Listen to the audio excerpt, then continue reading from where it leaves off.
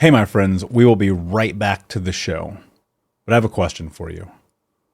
Are you struggling with the impact of childhood trauma? Well, know that you're not alone. I'm here to let you know that I'm starting a brand new weekly coaching group that includes a year of life coaching, accountability, support, habit and goal setting, and more. I'm starting a waitlist for the group right now, and I'm only taking a handful of people. And I'll let you know that through this personalized coaching, we'll work together to help you understand how your childhood trauma has shaped your beliefs, behaviors, emotions, and will help you create a roadmap for healing and growth. Right now, you can schedule an absolutely free coaching session with me and get put on the wait list if you go to thinkunbroken.com. My friends, it's your time to turn your trauma into triumph, breakdowns into breakthroughs, and become the hero of your own story. And I'm here to support you in doing that. Just go to thinkunbroken.com to register for a free coaching call with me and to get put on the wait list for the brand new weekly coaching program. Hey, my friends, we will be right back to the show. But I have a question for you. Are you struggling with the impact of childhood trauma? Well, know that you're not alone. I'm here to let you know that I'm starting a brand new weekly coaching group that includes a year of life coaching, accountability, support, habit and goal setting, and more. I'm starting a waitlist for the group right now, and I'm only taking a handful of people. And I'll let you know that through this personalized coaching, we'll work together to help you understand how your childhood trauma has shaped your beliefs, behaviors, emotions, and will help you create a roadmap for healing and growth. Right now, you can schedule an absolutely free coaching session with me and get put on the wait list if you go to thinkunbroken.com. My friends, it's your time to turn your trauma into triumph, breakdowns into breakthroughs, and become the hero of your own story. And I'm here to support you in doing that. Just go to thinkunbroken.com to register for a free coaching call with me and to get put on the wait list for the brand new weekly coaching program. You're listening to the Think Unbroken podcast, and I'm your host, Michael Unbroken. I'm an author, speaker, coach, and advocate for adult survivors of childhood trauma and abuse. In this podcast, you will learn how to transform your trauma into triumph, turn breakdowns into breakthroughs, and go from victim to being the hero of your own story. You can learn more at thinkunbrokenpodcast.com, and of course, check us out on Apple Podcasts and Spotify at Think Unbroken Podcast. So what happened in your life in that moment that actually inspired you to create change? Because I think that happens to a lot of people and nothing comes from it. But why were you inspired to do something different in that time? That's a really great question, because I actually joined the firm that I worked for because I was previously an entrepreneur running my own business. And I thought, you know what, I want to see the different side of the fence and see what it's like being an employee. And I joined the firm specifically to do get personal development opportunities and get all the training and experience that the firm offered. And actually, that point when I was told I had no emotional intelligence, I reached out to the firm and said, well, I'd like some coaching, please, to help me. And they said, oh, no, I'm really sorry, you're not the right grade to get coaching. And I was like, oh, okay, that's an interesting thing. So I had to write my own performance plan, get assessed against the performance of my own performance plan to prove that I could perform better, and they wouldn't give me the professional coaching support. So I thought to myself, you know, I've got control here because I have my own business previously, and I have the power to get the support that I need. And so I paid for the coaching myself, the professional coaching that I wanted to have. And I started with a business coach who really kind of focused on the business issue, which was this performance review. And he was a really great coach, and he helped me realize it wasn't me. The firm, you know, there were a lot of moving parts beyond just me as being the problem. And reaching out to a high performance coach. My coach was Diane Schrock, who was part of the High Performance Academy. She's actually an emotional intelligence coach, and she quickly helped me realize that it wasn't just me. It was the system that was broken. And that's how I pulled myself out, is taking back control and not allowing people to steal my own personal power, which is what they, in essence, had done in the corporate space, as I wasn't able to be myself. I got told, "Oh, you're too rough around the edges. You need to become." I was likened that I was an oval and I needed to become a circle. And it's like, well, stars don't fit in circular holes. You don't want to get rid of the spot, the pointy edges, because you want, that star to shine brightly. If you think about back to your kids' games, and that, I might be a bit pointy and I might be a bit rough at times and a bit direct, but that's me, and that's just the way I am. And yes, I have softened, of course, because I've been through this coaching journey and I've looked at myself in the process. But I think the core thing there was that I wasn't able to show up as me in that company. It was diminishing me. And so taking back control of who I was and who I wanted to be and where I wanted to go was always there. And I'd just given it away as being part of that entity of that firm. And so many people do. And it's, you're not playing the game, right? And that's kind of what it is. I must have gotten a bazillion performance reviews working corporate before I went on my own and started my own businesses. And I got kicked out of team meetings. I would get kicked out of, people would be like, if you say one more thing, you're out of here. And I'd be like, yeah, but you guys don't get it. Here are the answers. Here are the things that make sense. And look, I'm not going to say sometimes I wasn't wrong, because I assuredly was, but to work for companies where you're not and I don't even know if necessarily validated is the right phrase that I want to use, but to work for companies and corporations in which you are not appreciated, for your words, and you're given the space to speak up, which is the entire point of working for a company. Yeah, you got to dip, because that's going to end up really bad. And that's obviously what happened for you. Mm-hmm. And so you're in this transformation, you're seeing the impact that coaching is having on your life. I can relate to that entirely. It's a huge reason why I am a coach today. Mm-hmm. And in that, what starts to transform in your body, in your mind, in your spirit, in your energy, what are some of the telltale signs of growth for you in this? So I think the biggest shift for me was, so that the obvious one that was really rock bottom when I started was energy, which is really what I focus on in my coaching now. So my energy at the time was rock bottom. And energy, define that, please. So being able to get out of bed in the morning was one of the first things. When you're in a really dark place, I was just sick all the time. I was sick with sinus problems. I was struggling I was always crying all the time. I was exhausted emotionally. I was exhausted physically. I was exhausted mentally, just because of all of the rubbish that I was having to deal with in the firm. And and I was exhausted spiritually because I wasn't doing what I was passionate about. And the big shift that started me realizing, do you know what? This is not me. This is the firm.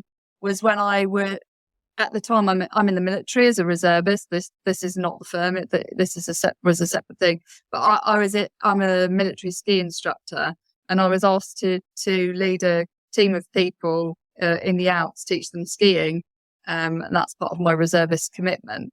And when I was doing that, it was a really stressful environment, really complex personalities. And I did perfectly fine. I was the only instructor on the trip, which is very rare.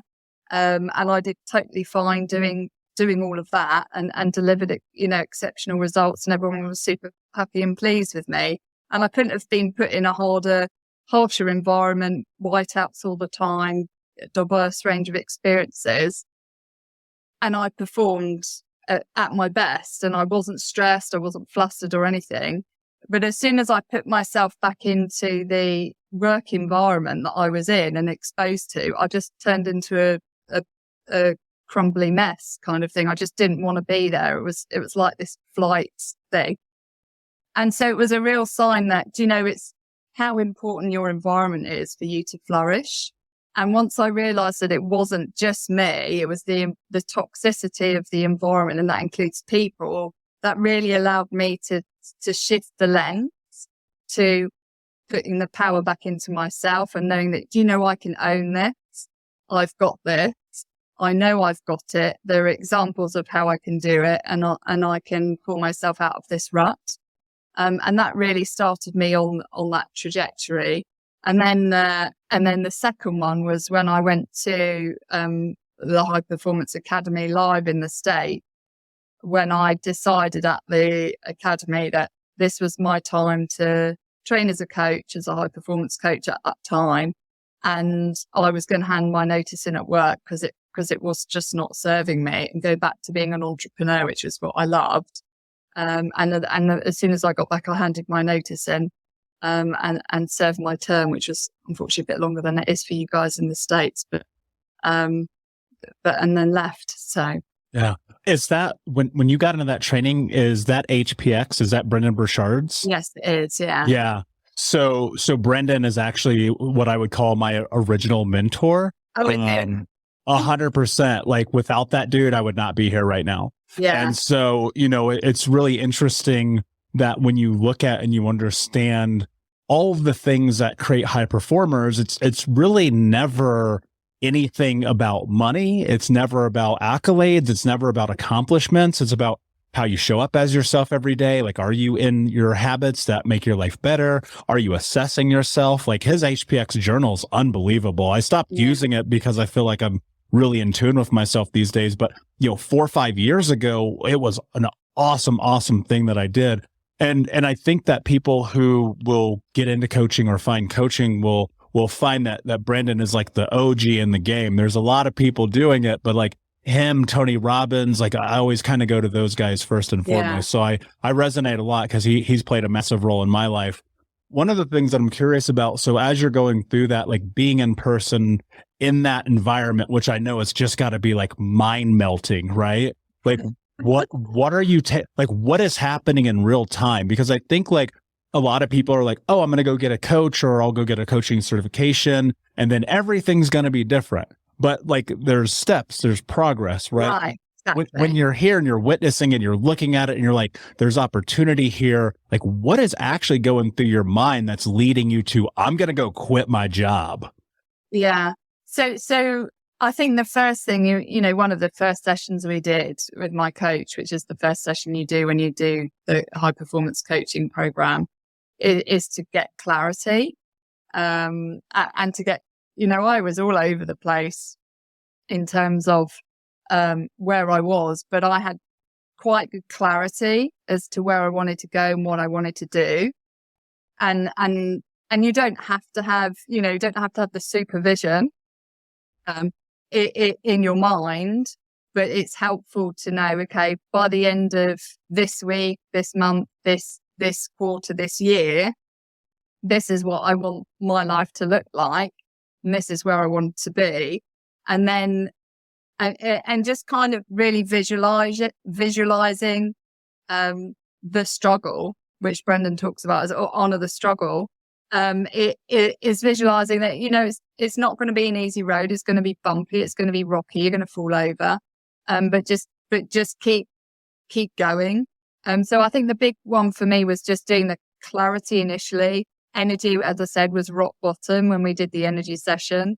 And so there was a huge focus, as you said, on my nutrition, because I was comfort eating, at the time when I was at the firm, I was drinking copious quantities of wine, excuse me, in the evening to numb the pain of the situation.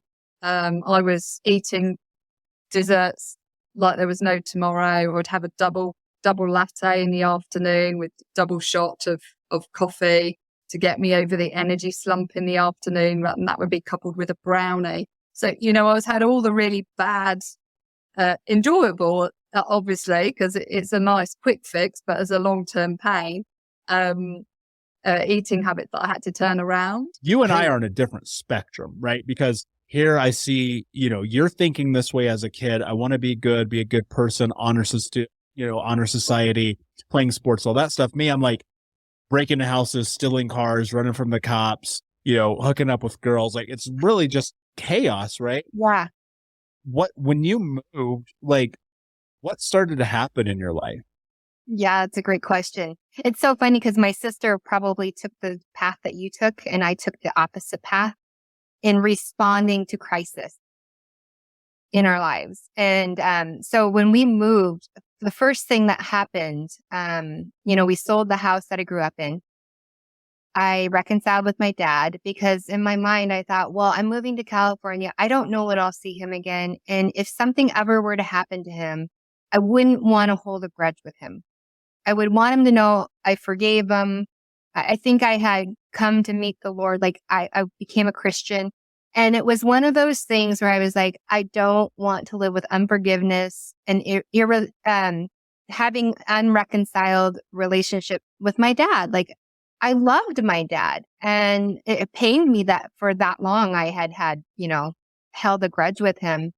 But it was almost like my way of having power over the decision he made to, like, I'm going to withhold myself from you because you made this decision to just that disrupted and divided our family. And then I was like, this is just that's silly. I'm not going to hold that over him anymore.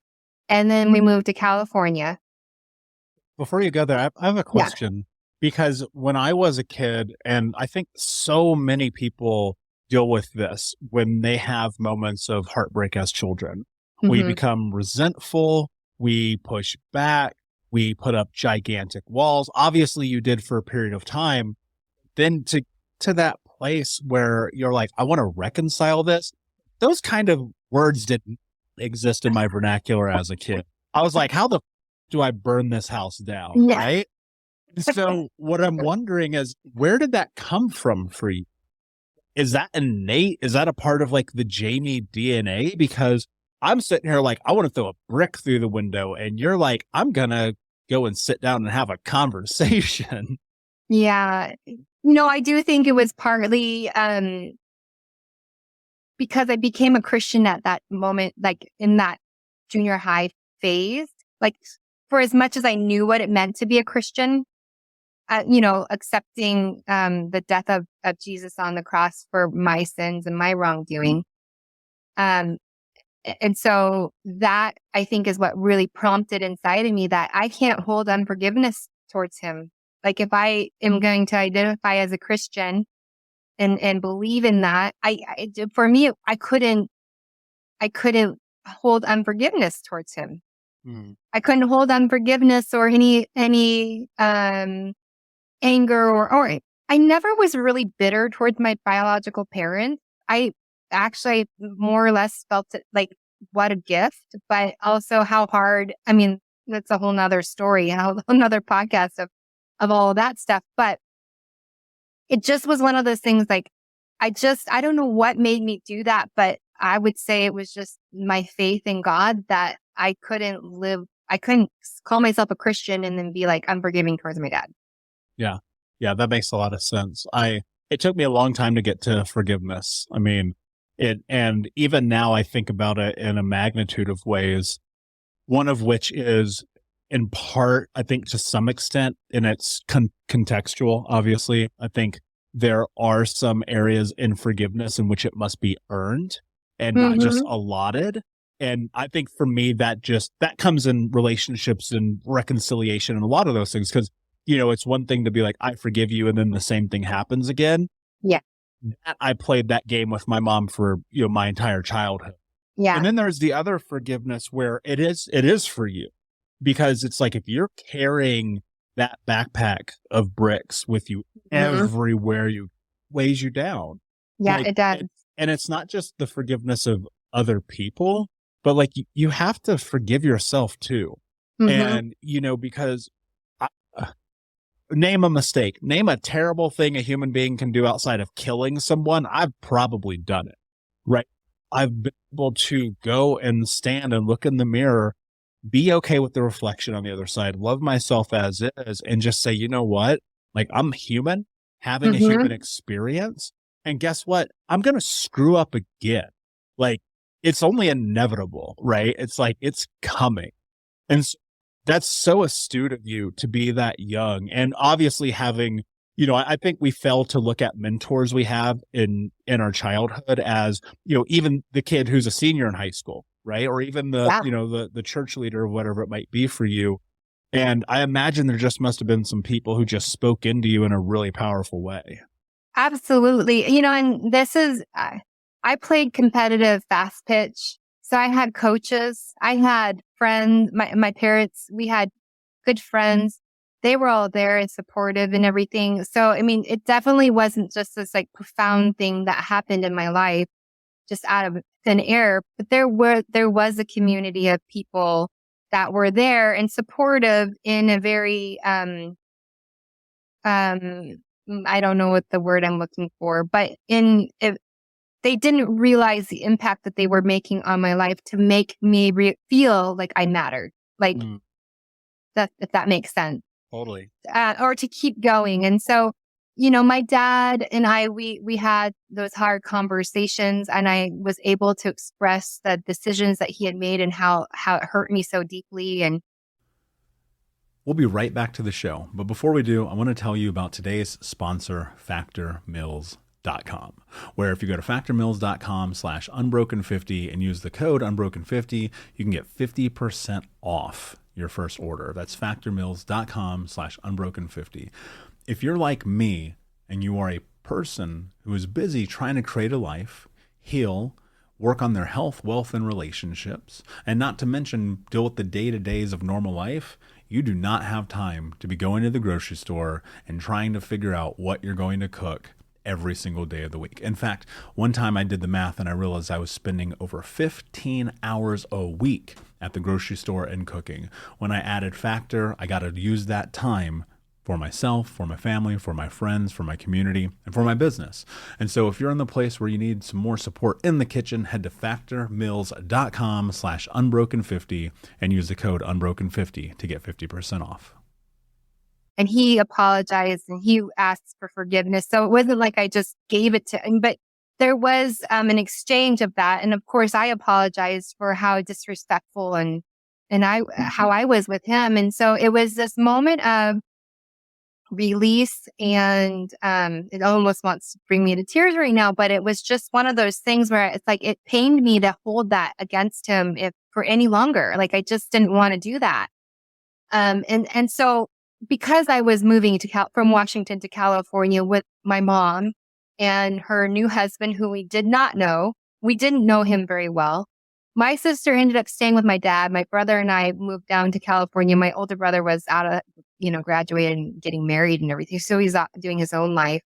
But we moved to California and we didn't know anybody. And I was considered a freshman. So I went from a junior high of like maybe 400 people into Santa Monica High School with, I think it had 2,200 kids. And what I'm curious about is, as people are going through this, it dawned on me probably within the last year or so, like so much of what trauma is, it's not the abuse, it's not what happens, it's like the theft of identity. And what I've discovered healing and going through this process and now working with so many people around the world, it's like, that's the thing we have to recapture. But I fear, Dr. Leaf, that people are just quote unquote stuck. And because of that stuckness, they can't seem to go into the doing. So for those people, like, where do you start when you're in this place? You're like, I'm stuck. This is my identity. This is who I am.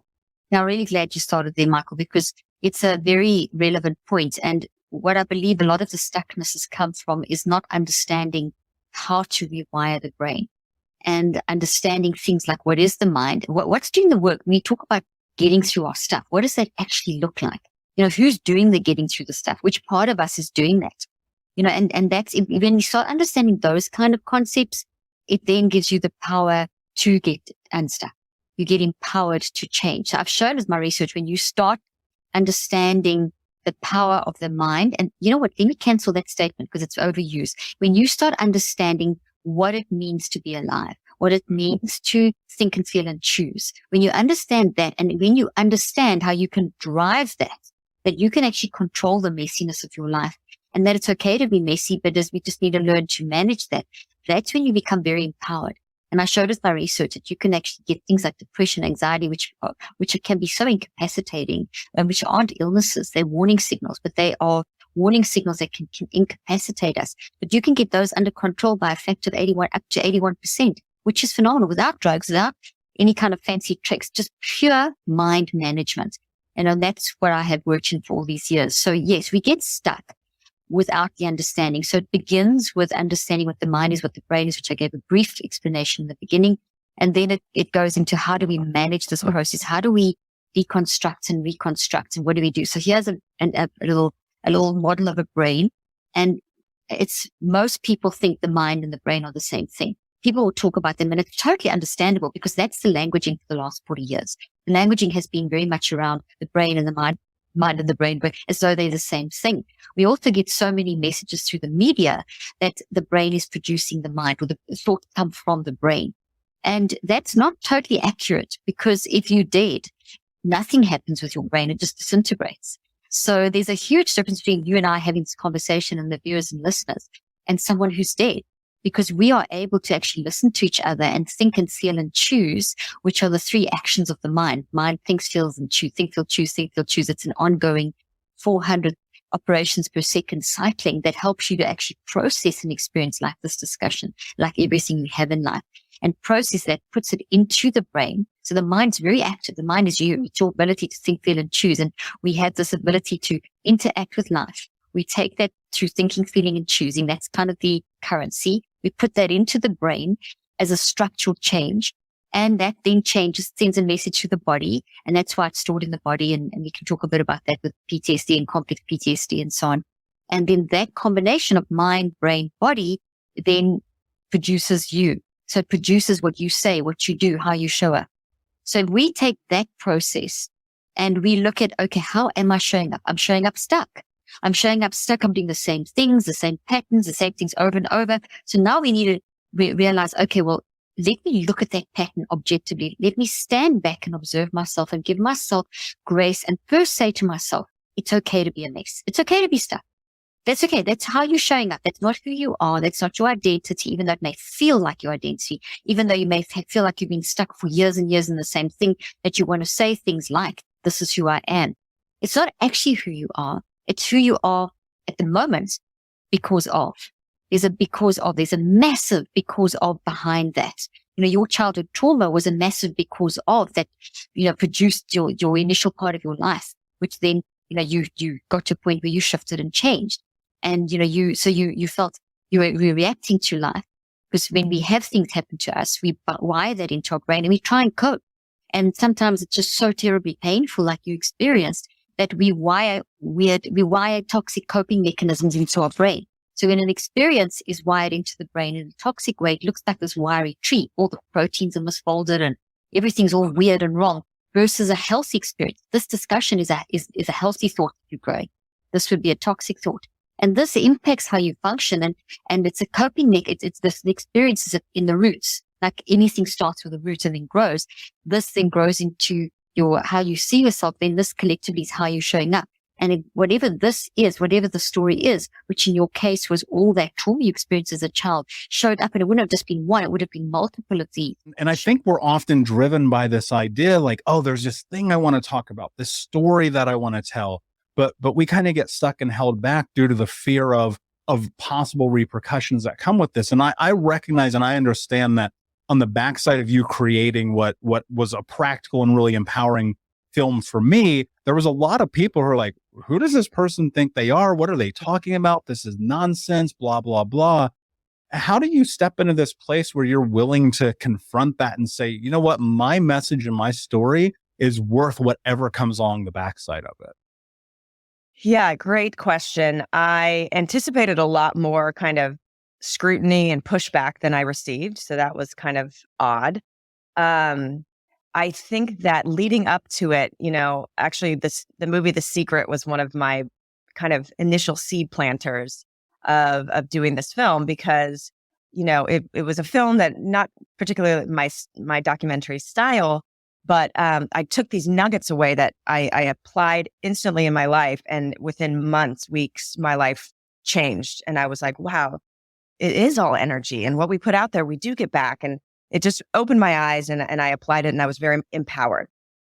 And so around the same time as I watched The Secret, I started meditating. I was going to Agape, and I was listening to Michael Beckwith. I'm sure you know him. He teaching, and he was just empowering me. Like, we're co-creators with life, and if we get a calling in our heart, within every acorn is an oak tree. Within every dream is everything you need to see that dream realized. So if you have a calling to be an actor, if you have a calling to be a poet, if you have a calling to be an astronaut, that means that life, nature, the universe, God, whatever you believe puts that calling there, you have the ability to see it realized. So I was acting at the time, and I've been acting my whole life. I grew up in Southern California, and off and on, because it was, it's just a tough business. You're getting rejected all the time. And I actually initially started seeking out healers to like remove the blocks so I would be a better actor and just be freer and less self-conscious. And so around the same time, I started listening to Michael's teachings, practicing my gratitude work, and seeing, crazy manifestations occur, and just my life feeling better. And I really got these concepts that we are co-creators.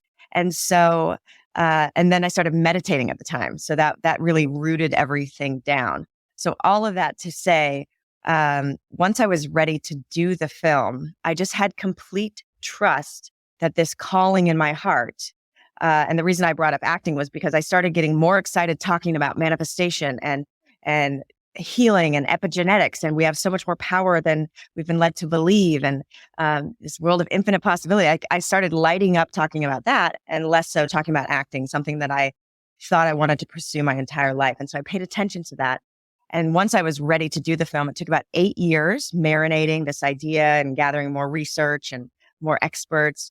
And once I was finally ready to do it, I was just like, God, take the wheel. You put this calling in my heart. It is very strong. So I'm just going to trust that it's all going to unfold. And I'm just going to say yes and keep moving forward and let you take care of the hard stuff. Yeah. And I think that's so much of the human experience, right? We all have dreams, we all have ambition, we have goals, but the reality, and I think one of the biggest misconceptions that people have about creating your life is like, you actually have to do some stuff. Like, you're like, as much as I love meditation and journaling, and it's a part of my daily practice, I know that those things are simply catalysts for me to figure out like, okay, cool. Now I have a better and more fine-tuned understanding of what it is that I'm going to have to do to make this dream idea vision come to fruition. When you're in this and you're starting to build this out and you're learning and you're growing and you're like, okay, this is the story that I want to tell. I think that a big part of it is we subconsciously fight ourselves, right? And we're in this place where, all right, I have this idea, I have this dream, but who am I to tell it? How do I do that? Why me? Was that a part of your narrative in this as well? And if so, like, how did you combat that? Yes, for sure. I think we all have that like moments of imposter syndrome. I now have a very successful film and a book and a podcast and a platform. And I still question like, who am I to be this like wellness expert? I still have human flaws. I still get sick. I still, overdo it, or, we're evolving. It's an ongoing process. Healing will stop, we'll be healing up until the day we leave this physical body.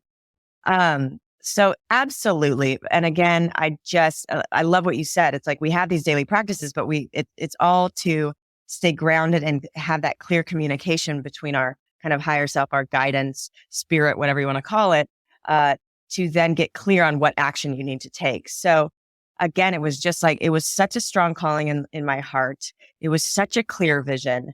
People kept coming up to me and saying, how are you so happy? How are you so healthy? What do you eat? What do you do? What's your workout? And so I literally was like, well, I'm just going to put all of the people that empowered me into a film.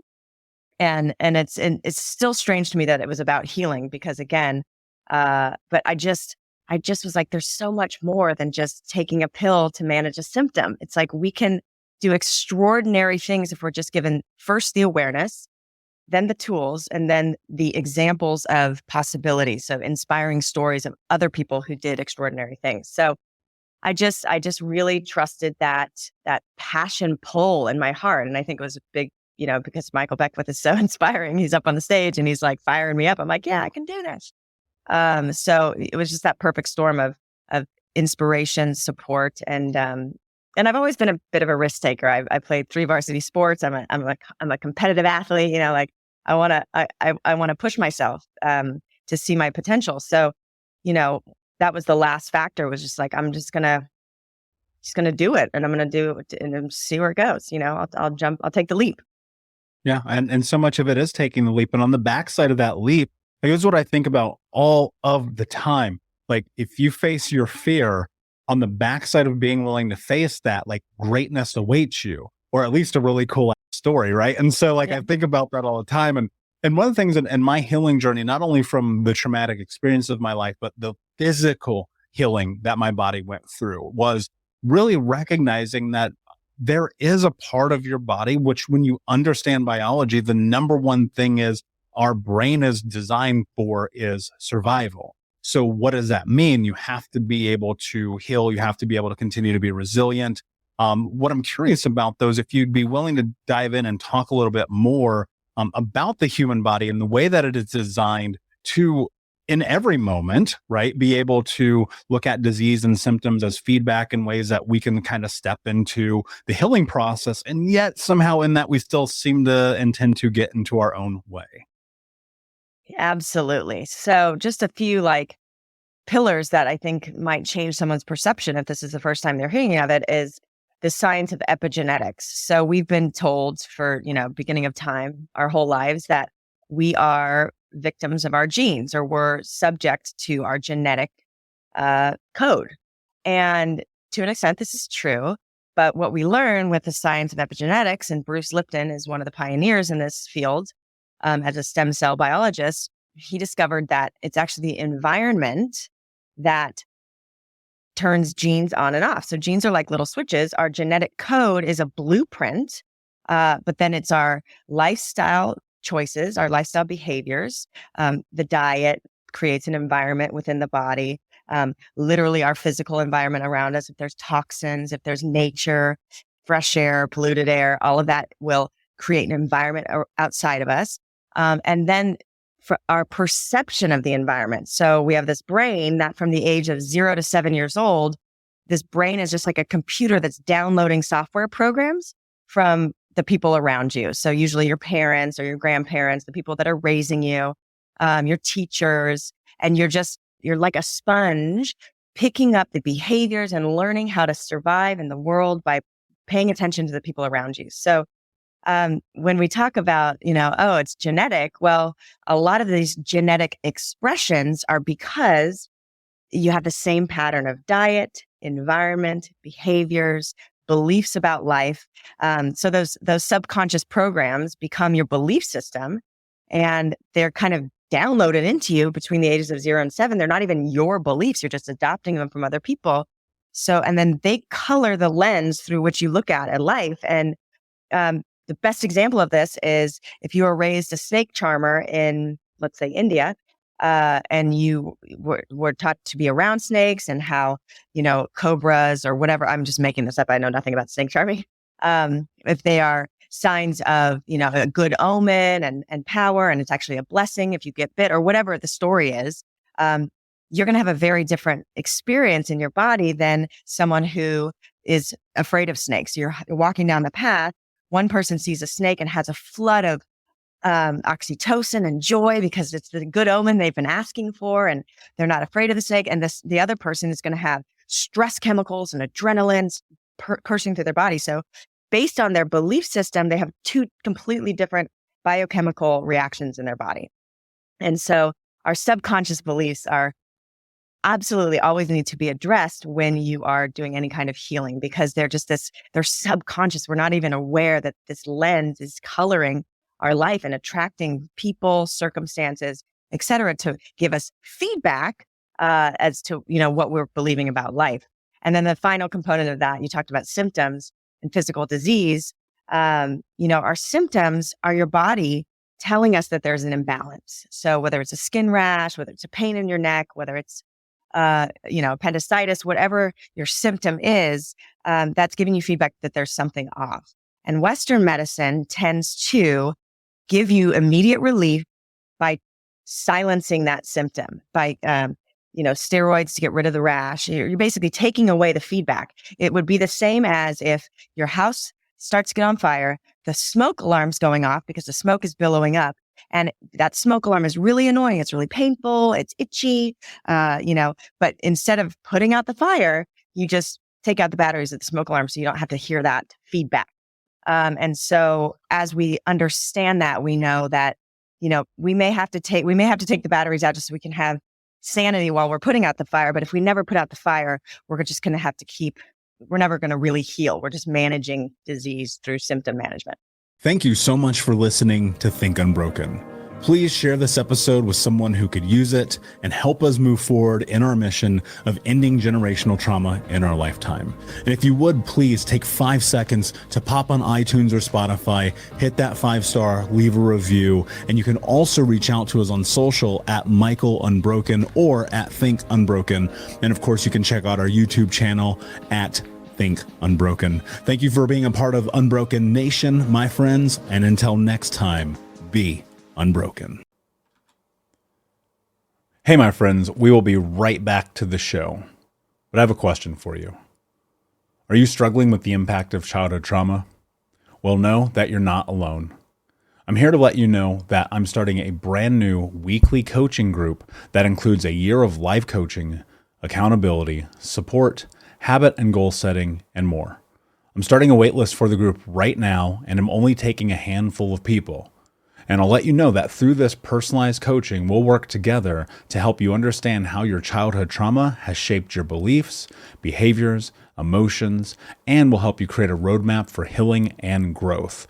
Right now, you can schedule an absolutely free coaching session with me and get put on the wait list if you go to thinkunbroken.com.